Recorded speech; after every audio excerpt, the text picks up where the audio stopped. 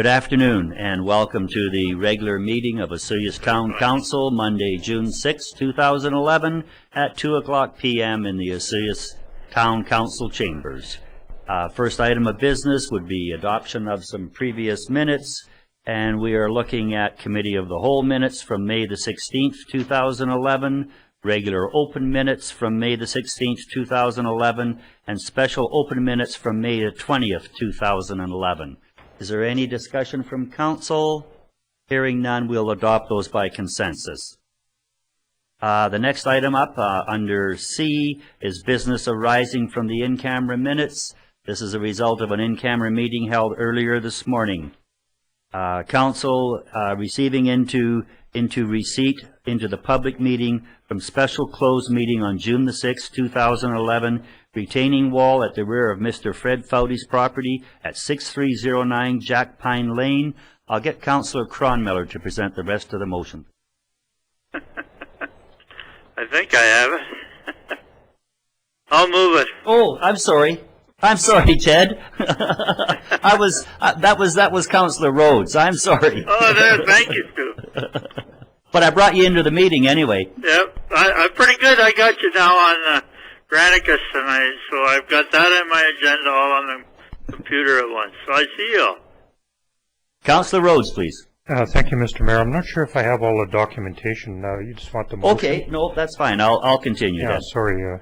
So this motion that was dealt with at the special closed meeting this morning was moved by Councillor Chadsey and seconded by Councillor Rhodes. Resolved that Council honor the September 5th, 2000 resolution that Mr. Fouty be paid a sum of $2,000 upon the signing of a release within 60 days, discharging the town from any further action regarding the need for exit to his property as a result of the construction of the retaining wall.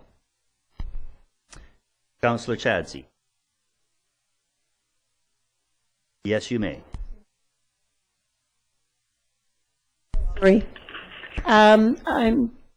This is not really the way the motion was intended. Okay, then we should get it correct. I think the motion was intended to say that that council honor the September the 5th resolution, that Mr. Fouty be paid the sum of $2,000 upon signing a release discharging the town from any further action regarding the need for exit to his property as a result of the construction of the retaining wall, and further that the release, that this matter be dealt with within 60 days or council will release itself from the September 2000 motion. Okay, so in the motion as it stands, we have the September the 5th date, we have the $2,000, we have upon the signing of a release within 60 days, discharging the town. The motion doesn't say within 60 days. Everything else is correct, but the motion, the September 2000 motion doesn't say within 60 days. Yes, it does. You may have a different copy, Councillor Chadsey. Okay. Okay. I'm sorry. I'll read it again. Sorry about the confusion on this, but it's important that we get it right. And that you may have the original 2000 motion in front of you. Okay, let me read the motion as it was passed this morning and as I have it on my agenda. This would be motion in camera 111/11. Moved by Councillor Chadsey and seconded by Councillor Rhodes, and resolved that Council honor the September 5th, 2000 resolution that Mr. Fouty be paid a sum of $2,000 upon the signing of a release within 60 days, discharging the town from any further action regarding the need for exit to his property as a result of the construction of the retaining wall. Is that what you have? That's what I have. What I'm saying is that the within the 60 days was something that we discussed this morning, that the matter be concluded within 60 days. The 60 days is put in the middle of the motion, indicating that the September 5th, 2000 motion said 60 days. I'm not making myself clear? I'm seeing it as will be paid the sum of $2,000 upon signing of a release within 60 days. Okay. So that's isn't that what that says? Yep. Okay. Do I need help here, Mr. Romanko? No, I think we're just reading it different ways. I think you're on the same track. I think it's probably the original motion is probably misleading in that it says be paid the sum of $2,000. That there's the honoring, and there's the inference that this relating to the motion of 2,000. So I think the way Councillor Chadzi has presented it the second time clarifies that that although all the words are in there, it's just not that clear, the original motion.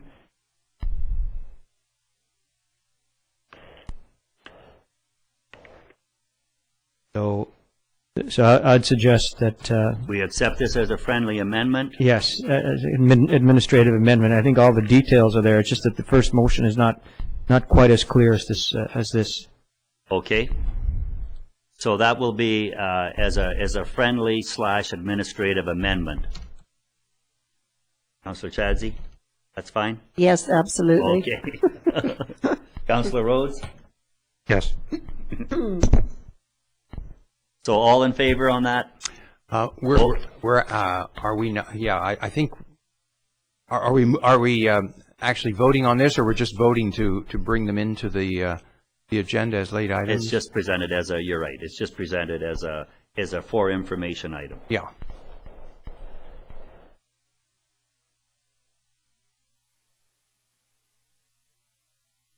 How the simplest of things go awry. Okay, thank you. Item D, introduction of late items. Emergency service at South Okanagan General Hospital, SOGH, be added as business item number 4. Need that resolution, please. Chadzi Rhodes, any discussion? Any discussion? Okay, by consensus, please. Moving us to bylaws. Under E, bylaws, number 1, climate action planning, the OCP amendment bylaw number 123011, 2011, for adoption. Report from the planning technician who is not here, so his supervisor, Mr. Cunningham, please.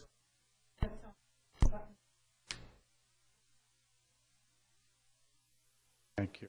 Thank you.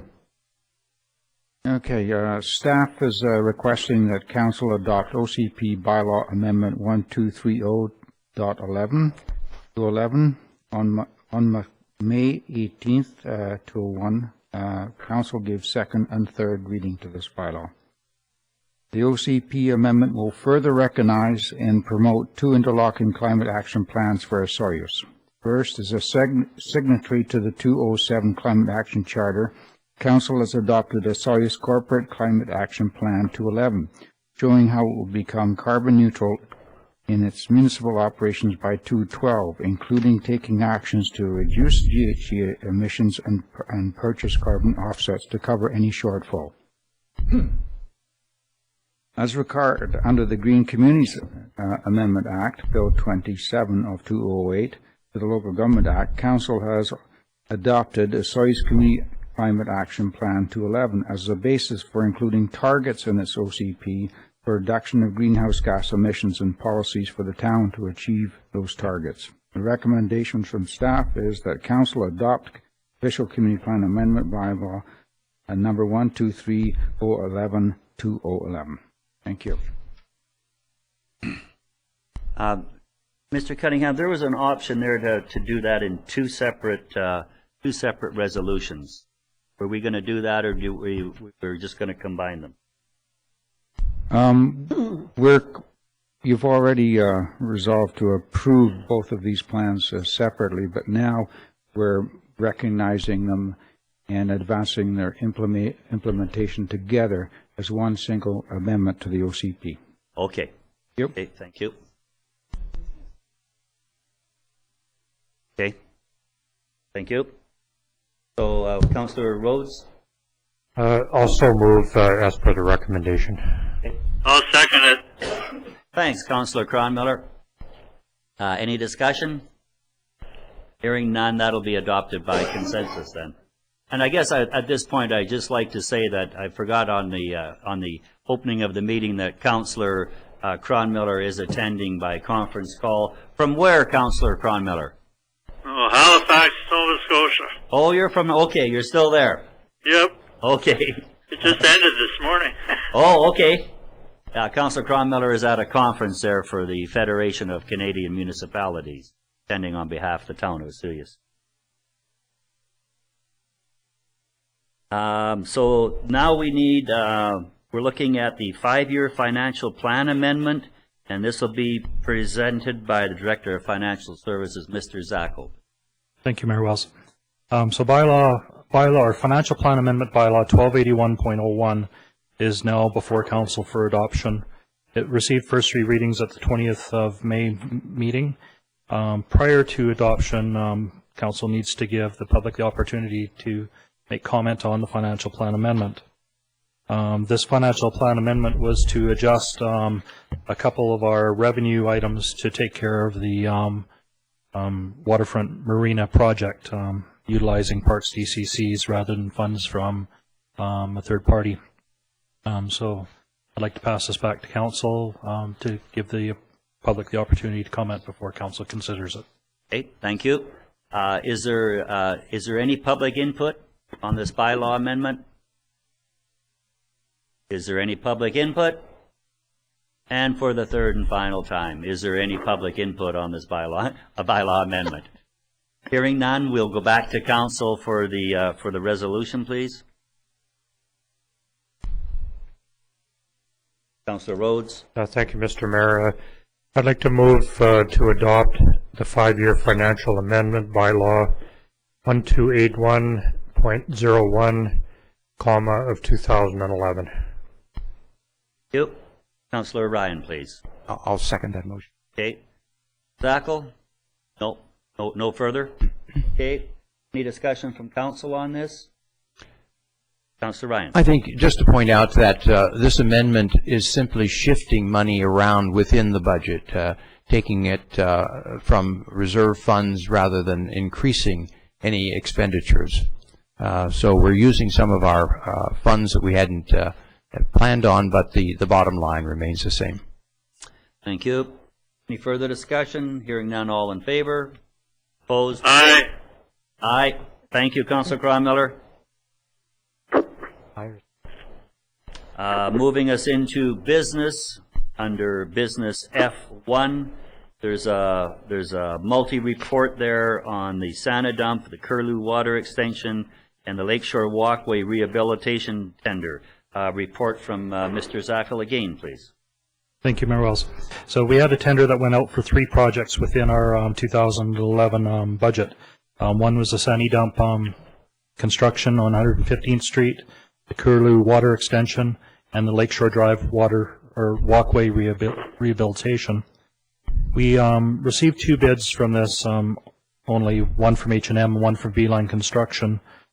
2 components of the tender, the Sani-Dump and the Curlew water extension, both came under budget. However, the Lakeshore Drive trail rehabilitation did not. So the recommendation for awarding of this tender is just to award the Sani-Dump and Curlew water extension to H&M Excavating in a total of $102,502.40. The rationale for not awarding the Lakeshore Drive rehabilitation project at this time is we feel that sending this one out maybe individually, we might get one of our local contractors to take up this and keep it within budget. So I think it's well worth postponing that component and trying to retender that portion. Okay.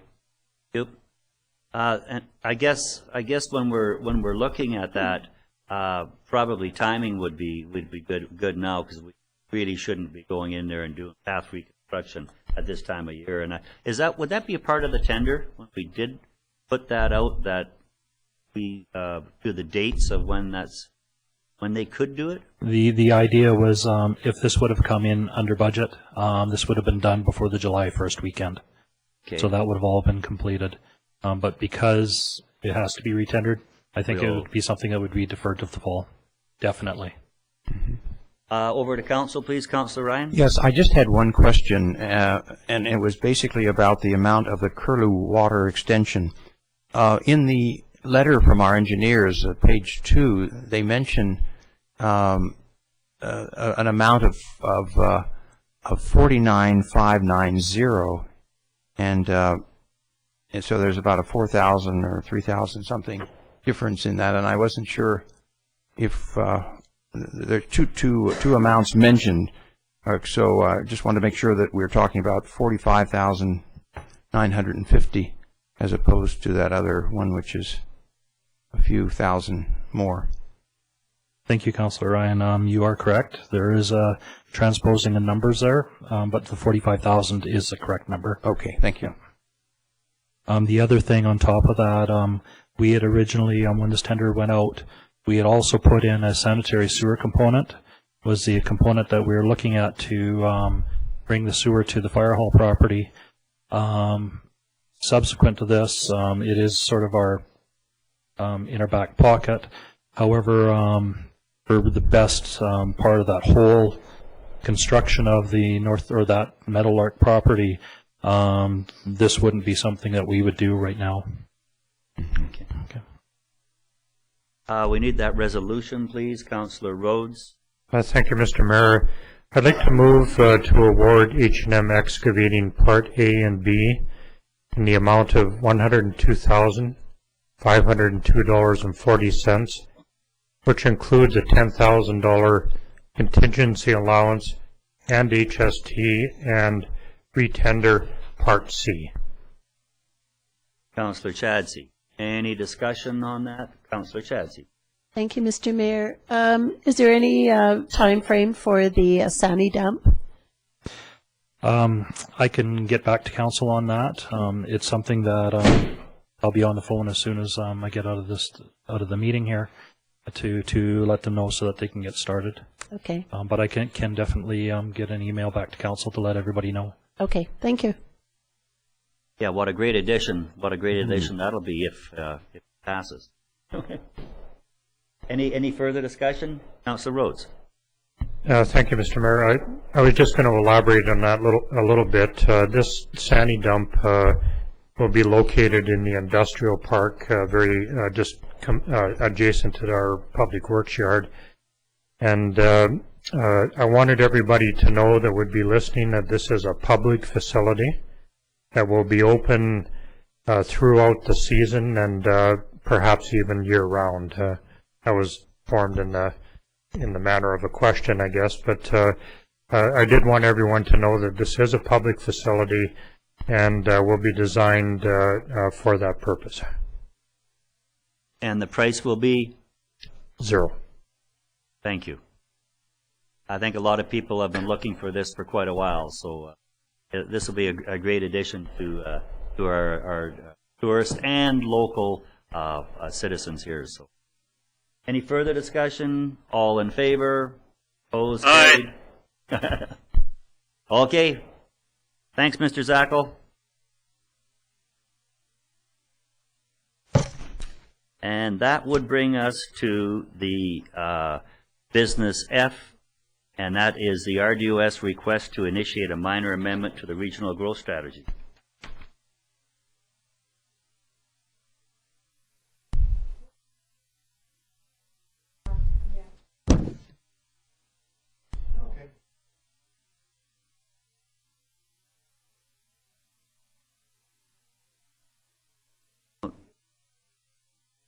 Right on the stem, Glenn. Okay. Thank you very much. You should see me ride a bicycle. Okay. Attached is a May 19th to 11th letter to Mayor and Council from Dan Ashton, RDOS Chair, together with accompanying bylaw number, this is their bylaw, 242101211, to amend the South Okanagan Regional Growth Strategy, RDOS. The amendment will add regional greenhouse gas reduction targets to the RGS to meet provincial requirements.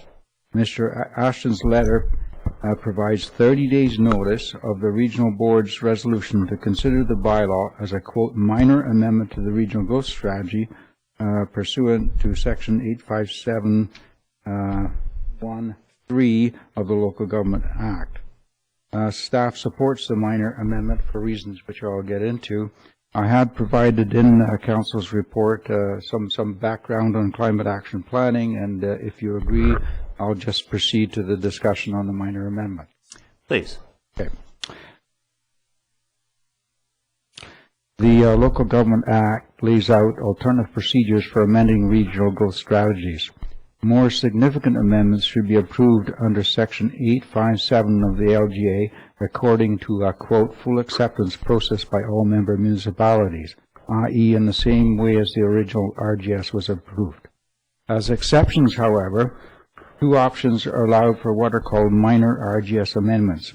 First, the RGS itself may set out criteria for defining the scope of minor amendments and a process for involving all effective local governments. Second, another provision, in the event that such RGS provisions are not in place, the regional board may proceed by providing at least 30 days notice of the proposed amendment and their intention to consider as a minor amendment in the RGS. In the absence as yet of any guiding provisions in our RGS for minor amendments, the RDOS are proceeding via the second option of providing notice. Staff considers that a minor amendment is appropriate in this case because the proposed bylaw will not negatively impact our municipal interests. Particularly, it is noted that although the RDOS amending bylaw sets out a 35% reduction target for GHG emissions by 2030, this is an overall goal for the whole region and does not conflict with the SOGH target for a 30% reduction, i.e. some municipal and electoral area targets are also 35%, but others are more and others are less, depending upon what selections were made from the available menu of implementation actions. While staff recommends that Council support the RDOS bylaw, SOGH should also take the opportunity of requesting that the RDOS collaborate with its member municipalities to add a minor amendment process into the RGS. This would help guard against the possibility of future amendments which could be contrary to our interests, such as opening the gates to more urban sprawl in presently rural areas. Accordingly, staff recommends that Council support RDOS bylaw 2421-001-211 to make a minor amendment to the South Okanagan Regional Growth Strategy, RDOS, for adding GHG emission reduction targets pursuant to Section 857(1)(3) of the Local Government Act.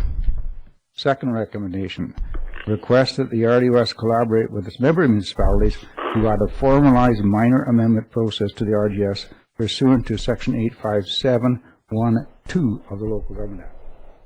Thank you, and we're going to deal with these separately.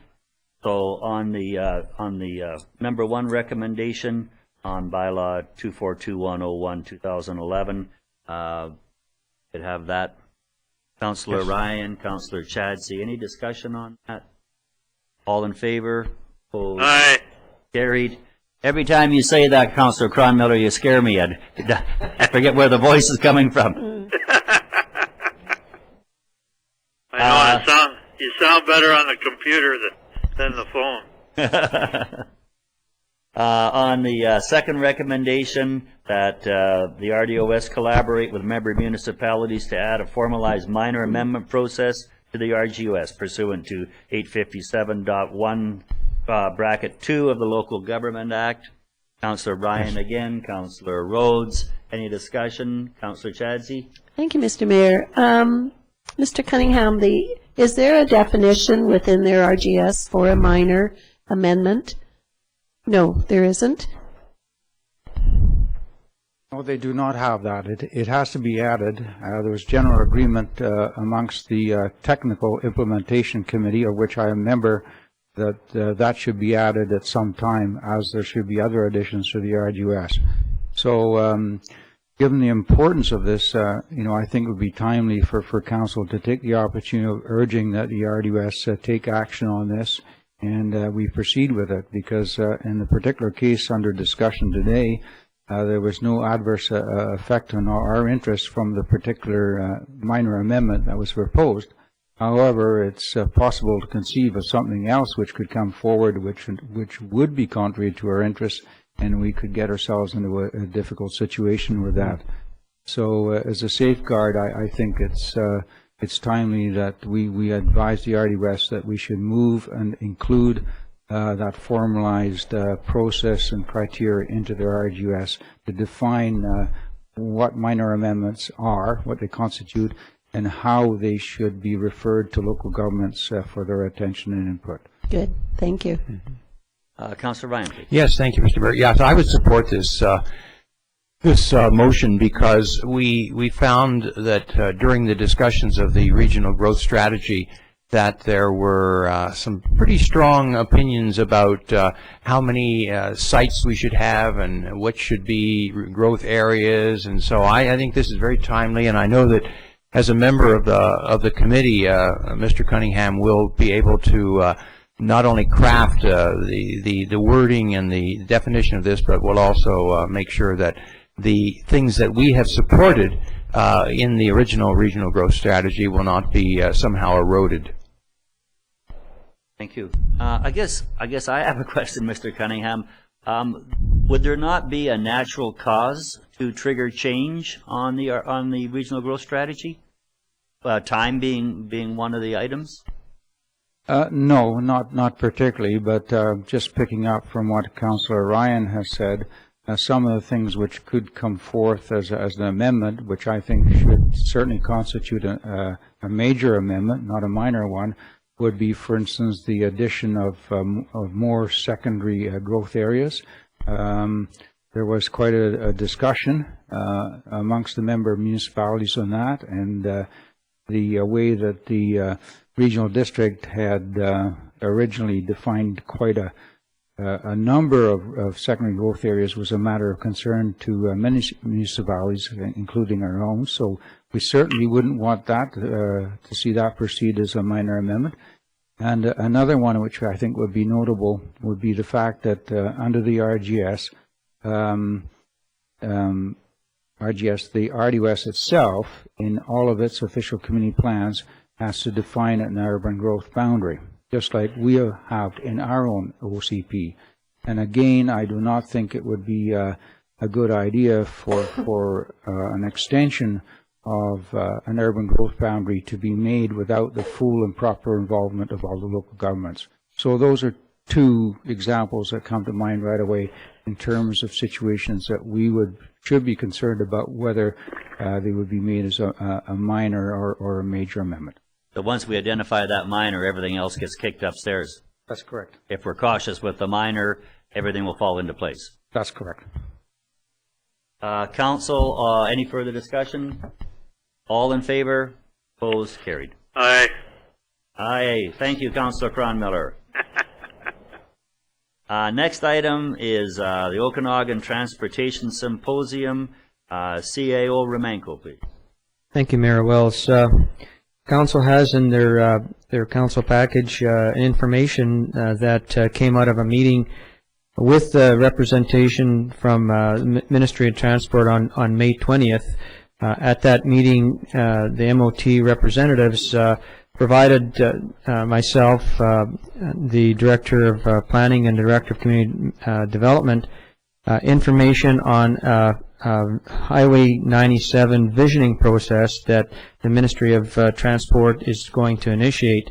The package outlines the multiple meeting format that will be followed, and also a call for identification of various issues and solutions that would go into this broad strategic visioning process that would have to be agreed on. Now, the visioning process is for the highway corridor from Highway 97 all the way from the Highway 1 junction down to the Osoyoos borders. So it's quite broad, a large area that they're looking at. The managers brainstormed a group of issues and solutions that they're proposing. Council reviewed them this morning, and in the committee of the whole meeting made the alterations and recommendations as I made them as directed by Council, and I presented a new report to Council for consideration. The options that are available to Council should they wish to input to the Highway 97 Okanagan Valley Symposium would be based on this report going forward. Should Council not to decide to input, that certainly option is available to them. I'll just maybe quickly go over for the sake of the public some of the issues that in fact were identified in this report by the management staff and subsequently discussed by Council. Issues included highway safety, including specifics of slow-moving traffic that impedes traffic flow and creates hazards, passing hazards. Highway safety is compromised by visual pollution from multiple signage. Highway 97 corridor should be developed to a standard that will assist in meeting the province's economic development objectives. In the area of tourism development, there's a need to address cyclist safety. Another issue is the Transportation's Department's local and local government interface.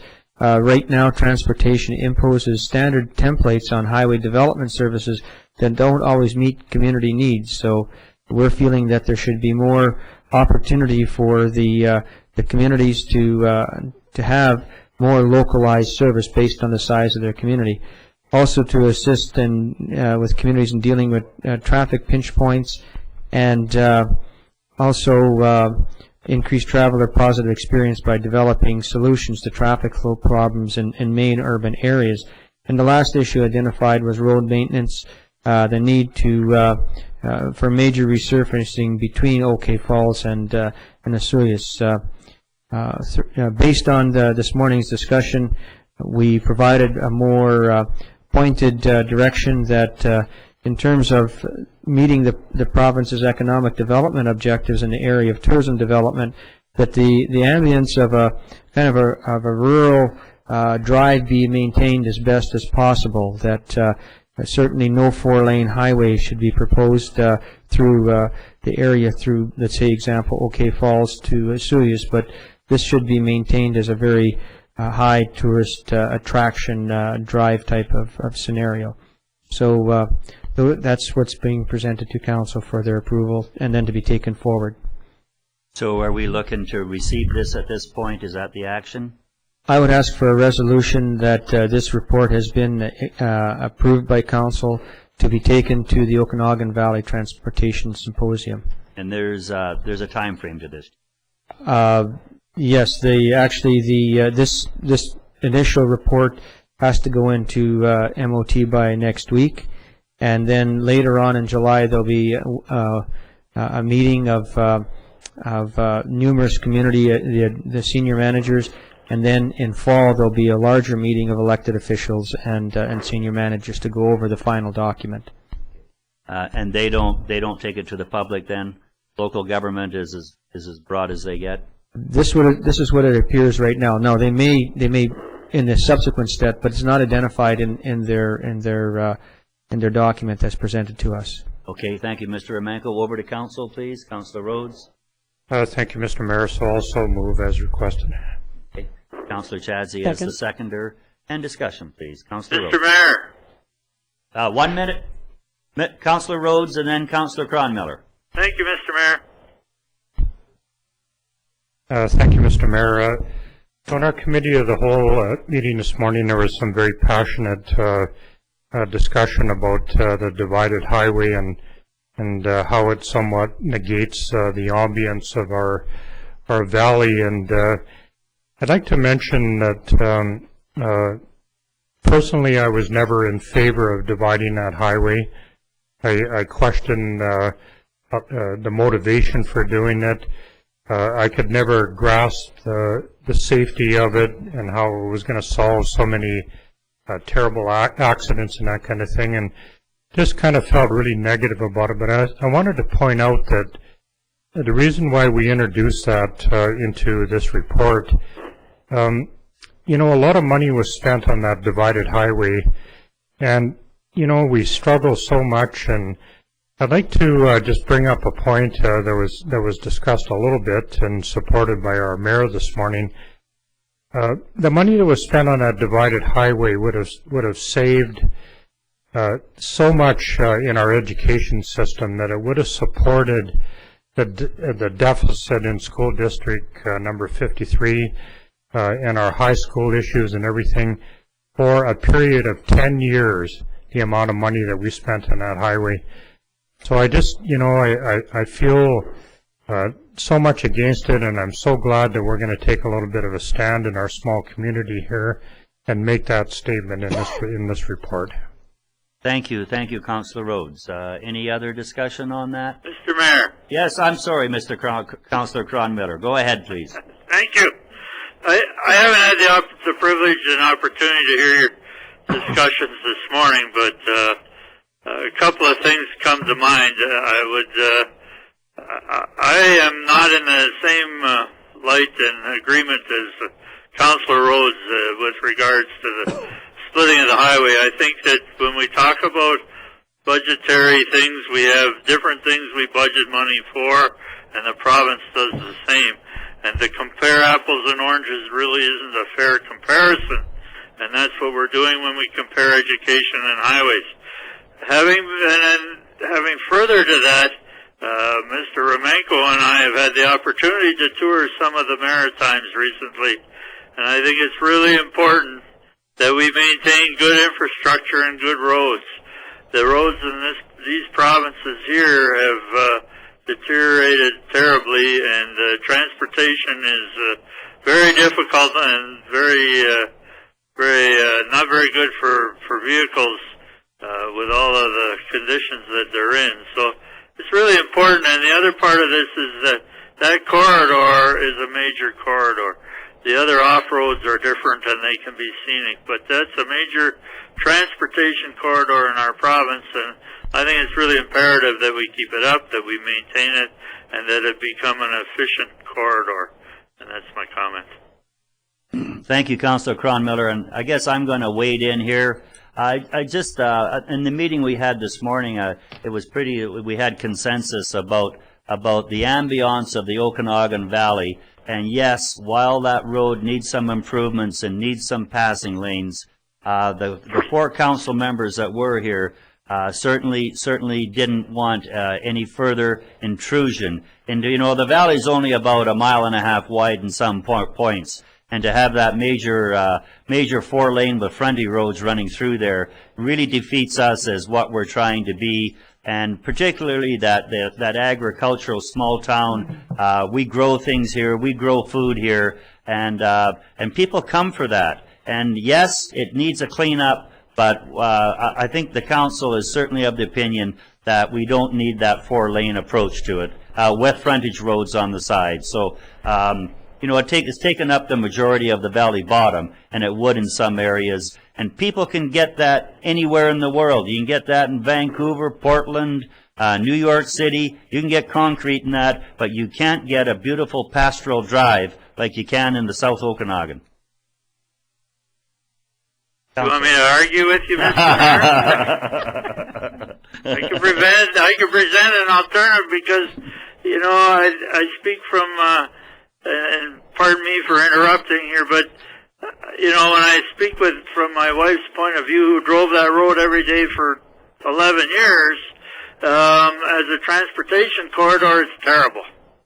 And scenic is one thing, but transportation and movement of people and goods is another. And I mean, the way it was constructed and the way it was without that 4-lane section that at least we could pass and traffic can move, it was a terrible road to travel on, and very frustrating for a lot of people, the way it is. And I think that there needs to be a place where we can all work together to make it a functional highway that we can still admire the scenery, not use up all our land, but also that it be efficient.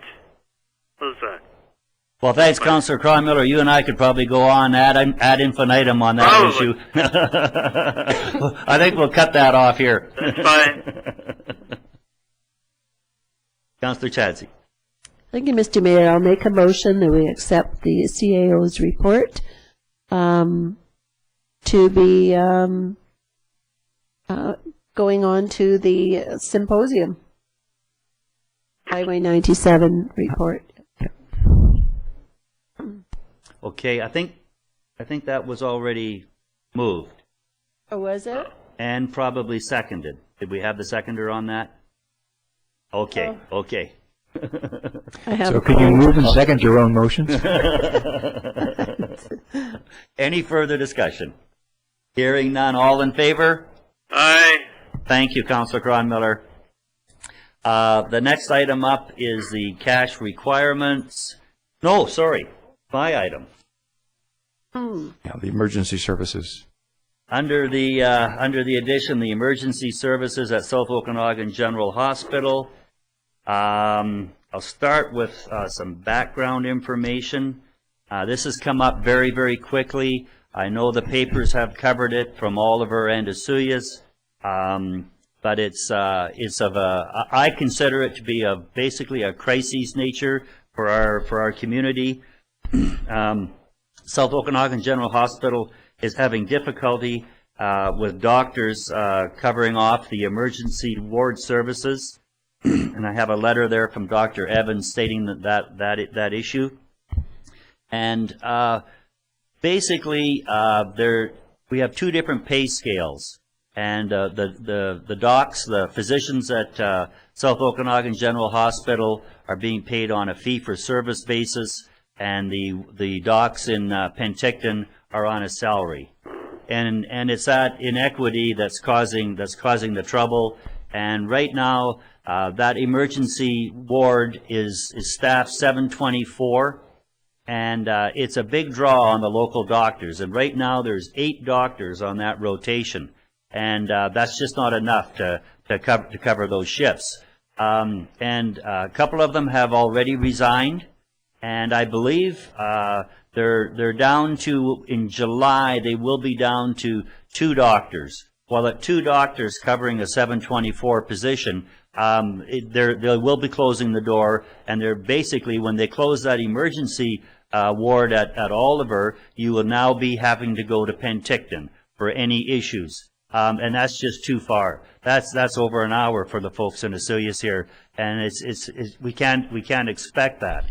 So there's already in June, just because of holidays and people having time off, there's a bit of a pinch window in there where service will probably not be available for a couple of days, but they're more in a line of one-ofs. But come July, the other doctors are not going to fulfill that anymore. So in our meetings with the doctors, and this includes Mark Pendergraft from Rural Area A, and Alan Patton from Rural Area C, and Mayor Hampson from Oliver, and Walter Despot, who heads up the Penticton Regional Hospital through the RDOS.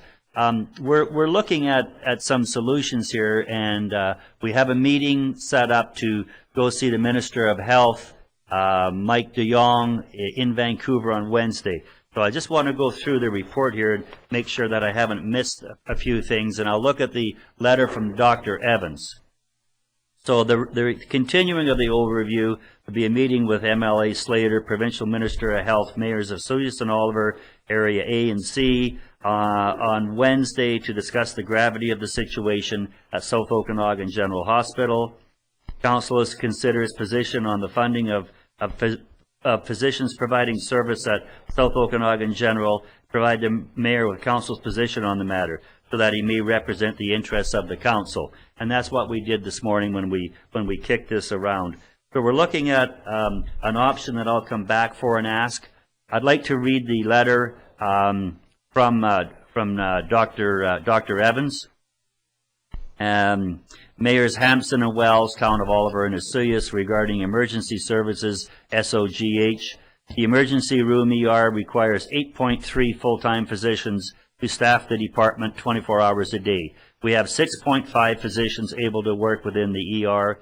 All of the physicians in the two communities already have a full-time practice. The nearest pool of available doctors is in Penticton. Our current billings include MOCAP are roughly 124 hours. The emergency room MD in Penticton can earn 204 per hour. The annual difference in income for the two departments is roughly $900,000 a year. Penticton also funds their departments with approximately 40 hours of physician time per 24-hour time block. We require second call. We require second on call coverage for the emergency for the ER because we do have to transfer and accompany patients to Penticton and Kelowna. These individuals are not paid to be on call, and we think that $200 a day to be available is reasonable and amounts to $73,000 per year. Penticton does not have to transfer patients. We have developed a contingency plan to care for critical patients in the shift the shift 1 and 3, and will not be able to cover cover costs going forward. Yours truly, Dr. Evans. On the report, we're looking for the resolution to provide support to the identified solution in this matter by passing the following motion.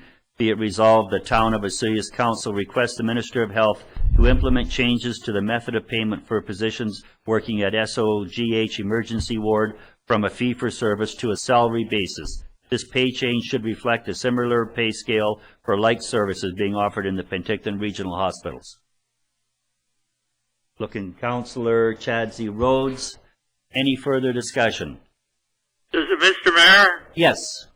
Just a comment that I'd make, being I'm at the other end of the country, but I've certainly been aware of this situation through emails, and I also had the opportunity to discuss it with Mayor Hampson from Oliver and Mark Pendergraft from the regional district, and they certainly kept me abreast of their thoughts on this. And I guess the one thing that did come to mind that as communication this way isn't greatest, but it doesn't allow the hospital the opportunity to seek doctors from Penticton to help fill that role if we don't pay the same rate. And I think that that's really important too, that we don't consider. So if we had the same rate as Penticton, we might be able to attract more doctors from Penticton to fill in on a regular basis as well. So I think this is really an important issue, and I'm hopeful that the Minister de Jong will see it the same way. Thank you. Thank you, Councillor Cronmiller. And yes, there's quite a bit of information, that couldn't be included in the report, but there are doctors in Penticton that would come down and work emergency service in Penticton or in Oliver, but with the pay scale the way it is, they're not even interested in coming. And that's correct. And then when you go and you look at emergency room locums, they're not interested in. Why would you come and do an emergency locum in SOGH and get paid about half the rate that you would if you went and did an emergency room locum in Penticton? So it's truly a non-balanced field. We're not playing on a level field here, and as these small communities, and I keep getting into this small town rural British Columbia, and I really think that in many ways we're being handicapped here on what we can do. This has to be dealt with. The hospital itself and the doctors have got a 52-page report put together for this effort, and they already have applied for funding from the Ministry of Health. But along with them, there's the same situation arises in Salmon Arm, and I believe it's Williams Lake. So there's 2 other areas than us that are sort of after the same level playing field. But when I hear our new premier talking about families first, well, maybe this will be the test of that, and maybe we'll be able to get some funding and be able to have this hospital operate the way it should. Councillor Ryan. Yes, thank you, Mr. Mayor. I would like to support this resolution wholeheartedly. And I hope that your trip to meet with the minister is successful. It's we rely, because we don't have a clinic here and because our doctors often are not working on the weekend, we rely on that emergency room. And I know that one of the hardest things I had to do a year or so ago was on a weekend have someone stop and say they were driving and they had their child in the car who had just been injured. And they said, is there a doctor's office or a clinic open?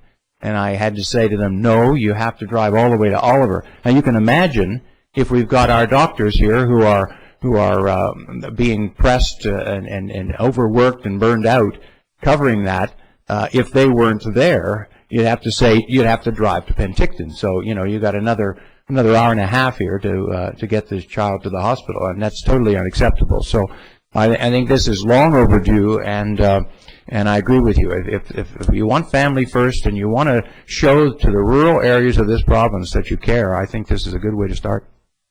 Thank you. Any other discussion? Councillor Chadsey. Thank you, Mr. Mayor. I also just want to point out that this is not, the South Okanagan General Hospital fully supports the mayors and the politicians who are going to Victoria, as do the doctors. Last year, the South Okanagan General Hospital saw 18,000 visitors pass through the emergency ward. If we don't have doctors in place in the middle of July, when these doctors have given their notice, then we will not have an emergency ward at South Okanagan General Hospital. And so instead of a simple 15-minute drive, which really the hospital was set up to do, was to provide clinical type emergency, then we're looking at a minimum of an hour drive to Penticton. So 18,000 of us have the potential to have to drive to Penticton. It just doesn't make any sense. And the doctors say that this isn't really a money issue, and it isn't. They're already overworked. They're already trying to take care of their practices, plus cover for the other doctors, plus do all the special work that they do, plus cover the emergency ward. And I'm sure it must be very frustrating for a doctor to sit in an emergency ward right next to the nurse who is being paid for being there, to the firefighters who, if you're a full-time firefighter, you sit in the fire hall and you get paid while you wait for a fire. The ambulance driver who is sitting in his ambulance gets paid waiting to transfer somebody. So I don't know why the doctors shouldn't be paid for placing their time in the emergency ward. That's time they don't have with their patients, and it's time they don't have with their family. It just doesn't make any sense to me. So I fully support it, and anything that any of us can do to relieve the situation so that the few doctors that we have left will continue to offer us the care that we so desperately need when it's an emergency situation, that they can continue giving it. And just further to that, just think about 18,000 visits to the emergency ward. Think of the ambulances needed to transfer those people to Penticton, and that what the 18,000 visits per year would do to the Penticton Regional Hospital. It would be code purple every day, and they'd be firing people into Kelowna. So the whole thing just really doesn't make any sense. This uneven playing field. So, anything further? Hearing none. All in favor, please. Aye. Thank you, Councillor Cronmiller. Moving us into the financial part of the meeting on reports, and this is the bill paying time, general and Sun Bowl cash requirements, representing balances in the following funds. Amount to the general $670,615.65, Sunbowl, $14,257.90, and receiving payroll accounts for $135,989.86. Any discussion on those? Hearing none, adopted by consensus. And the building permits report. This is always a tough one. Total for the month just 61,000. Total to date 971,000. Versus total to date for 2011 971,000. Total to the same date for 2010 was $2,049,500,000. So we're quite a bit behind where we were last year. But you know, the sun shines out, so maybe we'll get some people motivated to understand and appreciate how wonderful Osoyoos is, and they can come forward and take part and do some building here for us. So I guess I need a motion to receive. Councillor Ryan Rhodes. Any discussion? Adopted by consensus. And that now brings us to the CAO's report. Mr. Romanko, please. Thank you, Mayor Wells. Just some of the activities that some of our departments have been involved over in the last couple of weeks, starting in community development, where our manager is working with Destination Osoyoos on developing a visitor survey, and Destination Osoyoos will be implementing that survey for us over the course of the summer.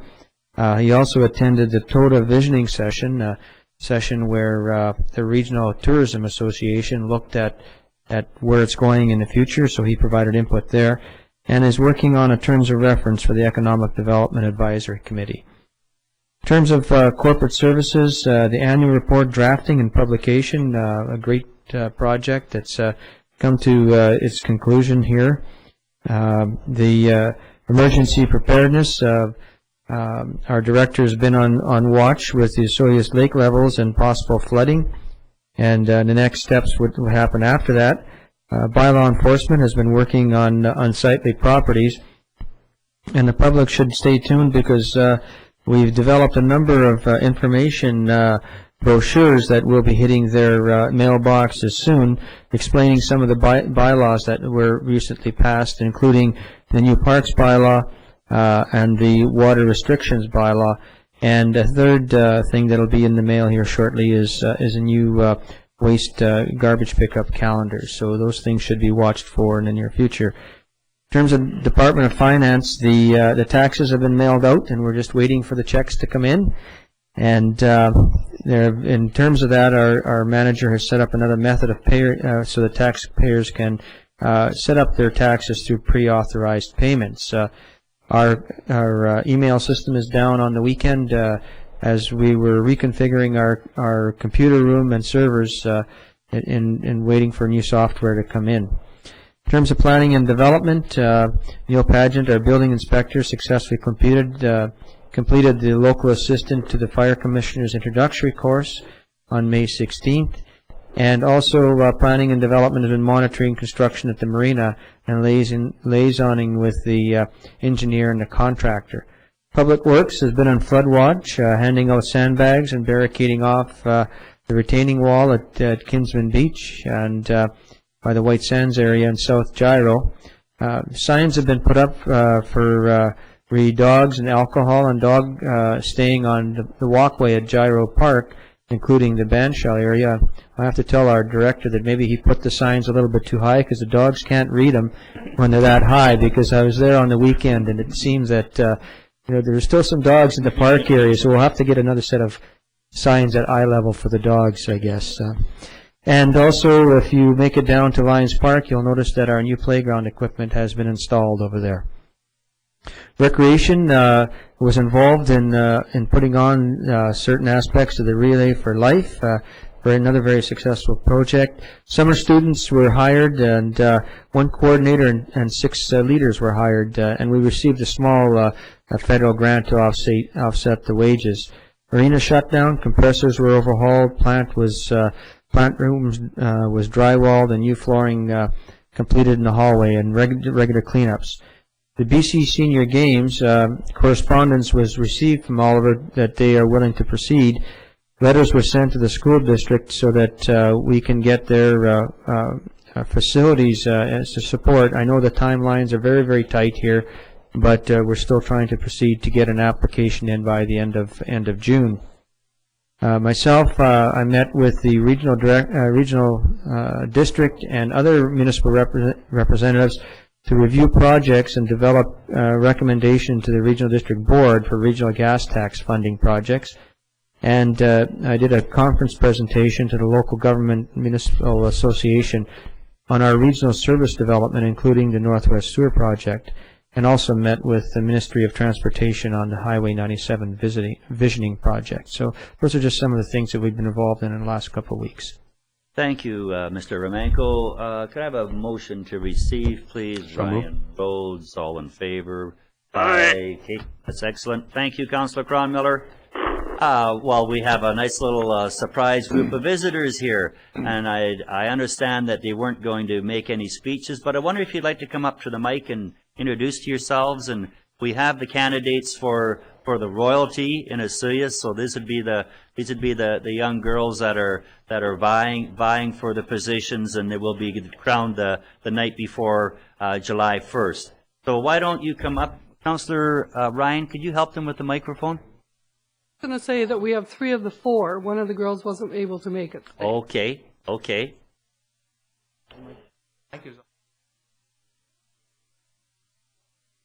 Just your name and who you're representing. I know this is fairly fairly challenging, and you didn't think you had to. Hello, everybody. I'm Helen Powers, and I am Miss Knights of Columbus for 2011, and I am very excited for the 30th. So if any of you would like to come, please let us know. We have tickets. Thank you very much. So I'm Kaylee Gilbert, and I'm Miss Elks Lodge number 436 for 2011, and I'm also very excited about June 30th. Hope to see you there. Great. Thank you.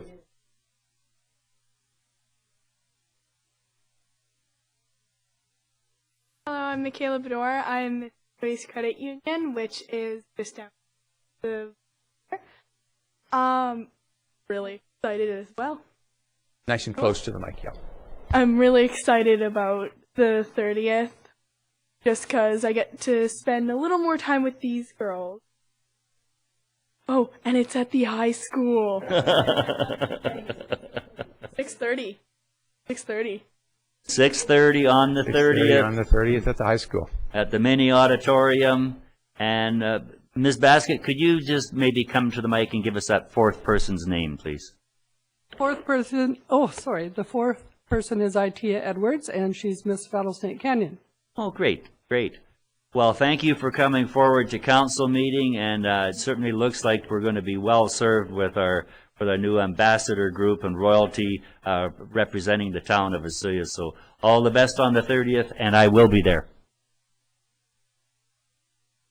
That takes us to the councillor's report, and number 1 is Councillor Rhodes. Mr. Mayor? Yes. Just because I have the phone in my ear, and I'd ask to be excused, can you give me 2 minutes first, and I'll watch everybody else on the computer? Certainly. That's fine, Councillor Cronmiller. Again, I'll just state Councillor Cronmiller from Halifax. Yeah. So take it away, Councillor Cronmiller. Well, I could take some of Councillor Rhodes' his story, because certainly I did some study tours and thought of him when I took a study tour about taking out the garbage.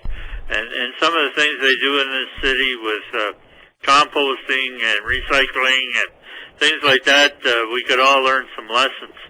So I've had that opportunity to learn and see some things, and I'll share them more when I come home. I've also had the opportunity to network and meet with people from across the country, from St. John's, Newfoundland to Courtney, I think was probably the furthest west I got. Meeting people and counselors from all areas and all sizes of communities. So it's been a certainly a wonderful experience and a learning experience, so very valuable. And I'm hopeful that I can bring back some things that are useful to our community as a result. The other, what else? And that's about the extent of it. I mean, the doctor thing was important, and I see that, and I'm following your emails and keeping track of the other things going on in our community. I know you have 28-degree weather today, and I'm sitting here in rain in Halifax, so I envy you and wish I were home in SOGH. And last but not least, when I look at this country and I see how unified we are, sometimes it really comes home when the Vancouver Canucks play hockey. Because today, or this weekend, this convention is just so much behind the Vancouver Canucks and this province and the people. This whole country's behind those guys, and it's just amazing that how we can come together and support something like that, and I'm just thrilled to see that. But certainly, tonight is Go Canucks Go, and I'll leave the rest to the rest of you and see you all soon. Bye for now. Thanks, Councillor Cronmiller. It's adjourned, or you're adjourned. Yeah, I'm excused. You're excused, absolutely. Thank you. Bye-bye. Safe travel, Ted. Councillor Rose. Thank you, Mr. Mayor. So I'm going to step back from talking about environmental issues and garbage and composting, that kind of thing, for this particular meeting. And a couple of things I'd like to mention about this particular day. And today is the 67th anniversary of D-Day. And, you know, we usually set aside November 11th as a day of remembrance. But I thought it would be really important to mention that we do need to remember significant benchmarks in our history. And today is one of those particular days in history. So we're sitting here, it's about 10 after 3, June 6th of 2011. But back on June 6th of 1944, by this time of day, there had been over 10,000 casualties on a bunch of beaches in a faraway country that none of us know anything about. And I felt that it was important to mention that there was also 1,200 Canadian casualties on this particular day. And, you know, the carnage and suffering must have been horrendous on that particular day. And you know, I always, you know, get a little twinge and feel bad that we just set apart one day a year to remember this. And I thought I would bring it up that there was a lot of brave people that sacrificed an awful lot of many lives and that kind of thing. And they're really the reason why we live in a free society. And for that, I'll always be grateful. And I would ask anyone that knows a veteran, particularly one that might be left over from that particular day, that you just stop in your tracks, you know, 365 days of the year, and just thank them because they're the reason that you have what you have and live the life that we do. The other thing about today is, you know, I'm sure everybody would like to know this, that if you're a normal Canadian working at a normal job, doing things that are fairly normal and consistent with normalcy in our country, that today is tax-free day. That up to this point, we've worked every day, and everything that we've earned, we've paid in taxes. So I thought everybody would like to know that from now on, it's all good. Does that mean that if you get a paycheck that the deductions won't be on it anymore? No. Never going to happen. Thanks, Councillor Rhodes. Councillor Ryan, please. Thank you, Mr. Mayor. Well, I'm happy to be back. I've been visiting family and friends for the past couple of weeks, and it's nice to come back to Osoyoos. And we got off to a little bit of a shaky start today in the meeting, and I hope you'll forgive us that. We were so sharp this morning. We were right on cue, and we just zipped through things, and it all sort of fell apart at the beginning of the meeting. So we'll try to do better the next time. I want to congratulate all the organizers of the Relay for Life. I know that our Recreation and Leisure Department was in the lead there. but all the people who organized and who worked on it and those who attended it. It was a wonderful event for a wonderful cause. And what I liked about it, I think, was I liked the change of time, but I also liked the fact that we were so visible, that we were right downtown, because I think that, you know, as nice as it was up at Desert Park, you could have been here and not even known that it was happening. And so here it was just front and center, right in our signature park at the bottom of Main Street. And it was wonderful. And it was also just, I found it so thrilling to look around and see all the people in the park, you know, the little children and little babies, parents running after their children, and dogs and all kinds of things happening, and people enjoying themselves, and beautiful day. So it was for a good cause. It was there was a lot of wonderful visiting and talking and seeing people, and it was just a marvelous event. And also the museum referendum, I'm sure that everyone knows now, but it did pass, and I'm sure the mayor wants to say a little more about that, but I will simply say that I'm happy that it passed. I think it was a very wise, it was a very appropriate decision, and I want to congratulate the society, and particularly the group of board members and staff of the Museum Society who provided so capably information, laid out the facts so clearly, spoke to any group that was willing to listen to them. And I want to thank everybody who came out to vote. We had a pretty good turnout. Over 1,000 people voted, and that shows a tremendous amount of interest in the museum, and a lot of support for it. And I'd like to just invite you that if you haven't been to the museum for a while, and it's going to be a while before they're in their new premises, but go visit the museum. It's open frequently, and especially now that the summer is here, or the visitor season is here. It's open long hours, and go see it, go get involved in their work, because I think we can truly say that the museum is all about us. It's about who we are, who we were, where we came from, and it's just a wonderful celebration of the life of our community. And lastly, I just want to say that one of the joys that I had at that Relay for Life was seeing Brian Chadsey sitting there and walking around. So I'm sure that Marg is just delighted to have him back home, and I just want to say welcome back, Brian, and we're all relieved to see you here, to see you back in town, to see you walking around, and just no ladders. I understand that Mark has removed all the ladders. They're gone. They're nowhere on the premises, and hopefully there won't be for a long time. Hey, thanks, Councillor Ryan. Councillor Chadsey, please. Thank you, Mr. Mayor. Yes, we do not have a ladder anywhere in our house. We just have a lot of good friends who are still cutting our lawn and stuff. So, Councillor Cronmiller, I know you're all the way in Halifax, but you always say that when you're last, everyone says what you were going to say. So, enjoy your trip home. I did want to talk about the Relay for Life, of course. The organization team, they start in January, and they get so tired by the time the Relay for Life comes, because they just can't get enough help.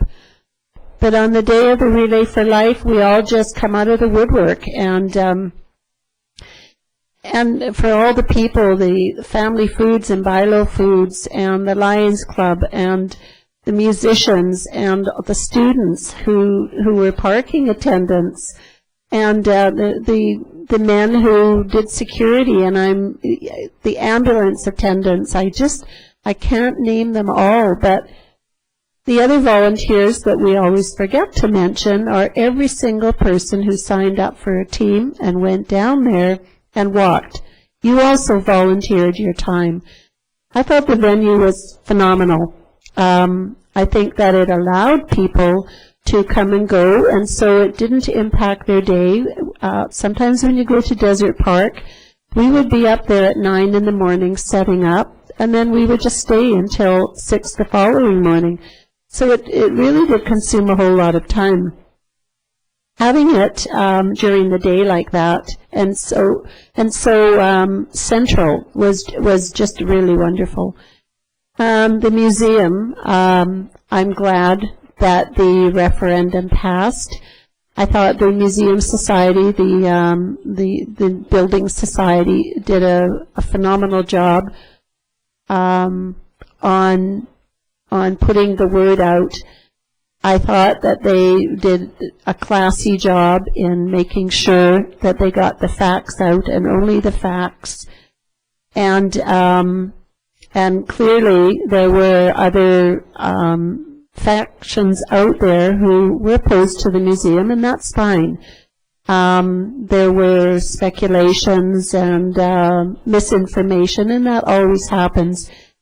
And for those of you who cut through the clutter and made your decision based on facts, it was really good to see. I think there were over 1,000 people who voted, and I think that that's a tremendous turnout for a referendum on a hot sunny day in June. Just to go back to the Relay for Life, I'm a scatterbrain today, I'm sorry. It was me that caused all the problem in the beginning. I think the Relay for Life raised somewhere around the $35,000 mark, so congratulations to everybody.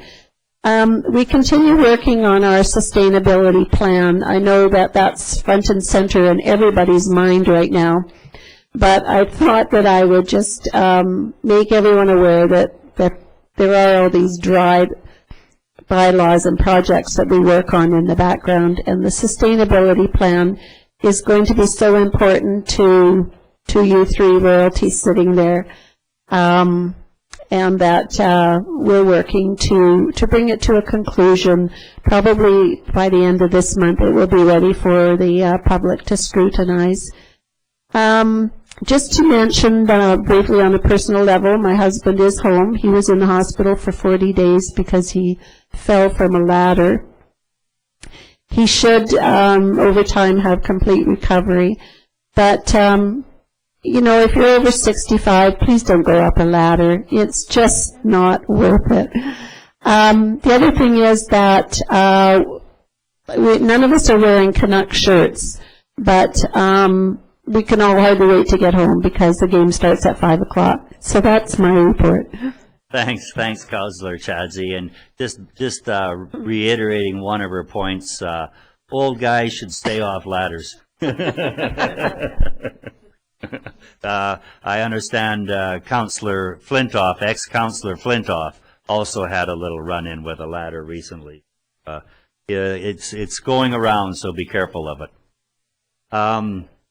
I've been very, very busy. June is just an incredible busy month.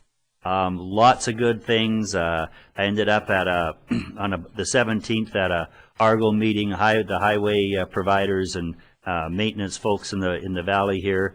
Had a meeting with them and followed that up with a meeting of the new administrator at the South Okanagan General Hospital.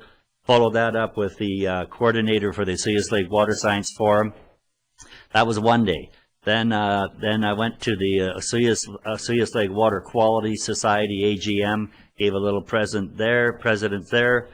And then on the 19th, I was able to, I was quite proud of this one. I was part of a panel in Penticton at a Maud Barlow talk, and that was really neat. I was on there with Tom Seddon and Anna Warwick-Sears from the Okanagan Basin Water Board.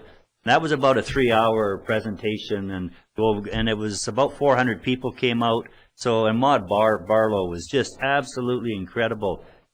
I had this preconceived idea that she was sort of this tough, growly person that was looking after, she's on the Council of Canadians and that, and she was just the most softest, wonderful grandma you've ever wanted to meet. It was really, really pleasant to spend that time with her, and of course we were talking about water, and that's her big issue now.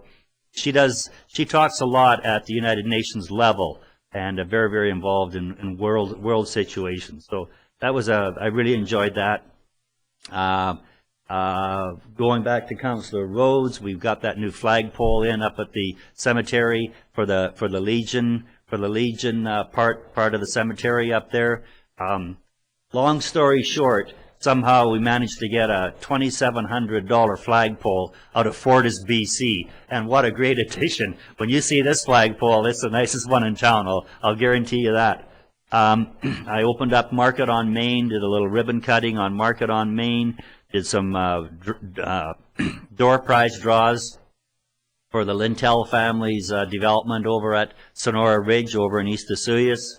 I went to an Oliver Council meeting. That was their committee of the whole meeting at 4 o'clock one afternoon with the rest of council. We went there and talked about the hospital issue that was on the agenda earlier. Met with Pace Engineering Group, some councillors and Councillor Rhodes and myself and some of the staff met with this high-end engineering firm, came up from California, flew up on their own plane, and they work in China, Russia, United States, real top-end water conservation, purification, ponds, biological control, really, really interesting stuff. And they came up and they knew somebody in the area, and they came up to make a presentation on what they thought would work with Osoyoos Lake on an oxygenation process. So that was very interesting. At another meeting in Oliver with the doctors group before we head down to see the minister. Met with Staff Sergeant Kurt Lazinski and Inspector Haugley.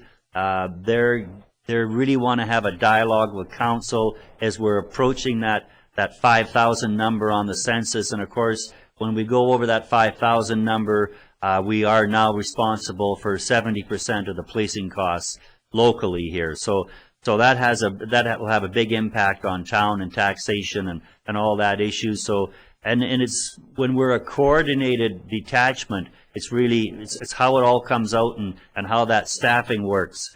I also attended the TOTA workshop, dealing with Destination Osoyoos, but on the bigger picture of the valley-wide presentation on that. Went to Tim Horton's camp day and stood in the window and sold coffee and tried to get $1 for a sucker and had a lot of fun doing that. Relay for Life, absolutely incredible.